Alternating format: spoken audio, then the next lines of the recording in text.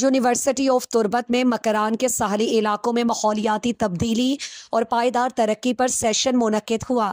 شعبہ اکنامکس کے زیر اہتمام building climate resilience in Makran towards sustainable development کے عنوان سے منعقدہ سیشن کے کلیدی مقرر کوسٹل ہائیڈرو جیولوجسٹ اور deputy director water resources planning Balochistan پذیر احمد تھے۔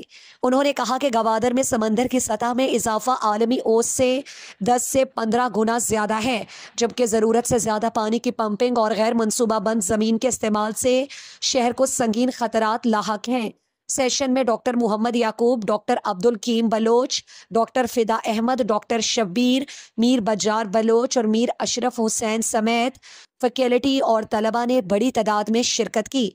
آخر میں ڈاکٹر محمد یعقوب نے ریسورس پرسن کا شکریہ ادا کرتے ہوئے کہا کہ ایسے سیشنز طلباء کی علمی اور تحقیقی صلاحیتوں کے نکھار میں اہم کردار ادا کرتے ہیں۔